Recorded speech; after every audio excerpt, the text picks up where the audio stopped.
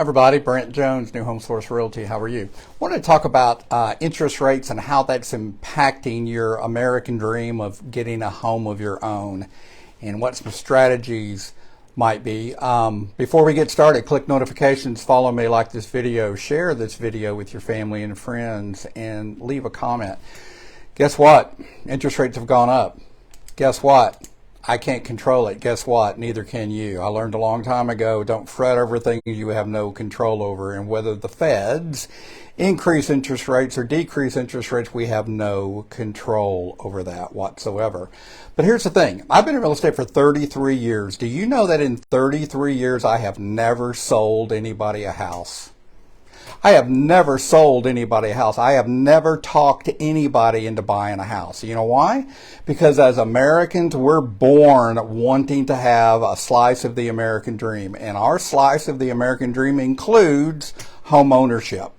We are born wanting to buy a house. So my job is not to talk you into buying a house or strong-arming you into buying a house or selling you a house. My job is to help go find the house that best fits yours and your family's needs. So with interest rates going up, so many buyers have got the mindset of, okay, I'm out. I'm just going to wait. You're going to wait? You're going to wait for what? You're going to wait for rates to continue to go up? In my personal opinion, rates are not going to go down, not anytime soon, no time soon. They're going to stay where they are or even possibly go up. I think the feds are meeting again September the 30th to see if they want to go ahead and raise rates again.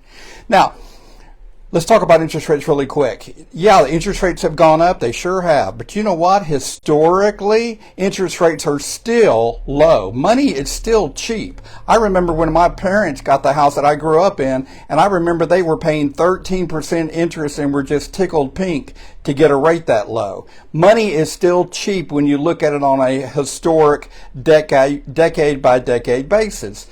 Interest rates is what it is. You still want your slice of the American dream. Let's try to go find it. If you're going to wait, you're going to wait and do what? Continue to rent? Do I have to tell you what you're paying a month in rent? And do I have to tell you what that adds up to on an annual basis? Even if you're paying just $2,000 a month, that's $20,000. Hello? A year. I love AT&T. $24,000 a year for what? That you're just throwing out, whether you're renting a house or an apartment. You're going to raise your kids in an apartment. Now, God bless you. I know how home ownership is not for everybody, but I would pretty much guarantee if I were to stop most anybody on the street and say, which would you rather do? Raise your kids in an apartment or raise your kids in a house of your own where they have their own backyard and a dog and go run and play? You tell me which most people would prefer. Home ownership, as Americans, we were born with it. So waiting is not the solution. Waiting's going to do what? It's going to cost you a fortune in rent. It's quite possible rates are going to continue to go up, so it's going to cost you more money. We live in Texas. People are moving to Texas from all over the country, and supply and demand, which we're going to talk about here in a second, there's a strong demand for housing, both rentals and home ownership. So prices are not going to go down. So prices aren't going to go down. You risk interest rates going up and you're going to spend a fortune in rent. That's what waiting is going to solve for you. So you're going to wait for rates to go down. Okay, I don't have a crystal ball. My personal opinion is they're not going to go down no time soon. But even if they did, if you waited and rates actually went down, now what benefit has that given you? Well, now there's more people back into the market again, right? So now you've got demand is going to increase.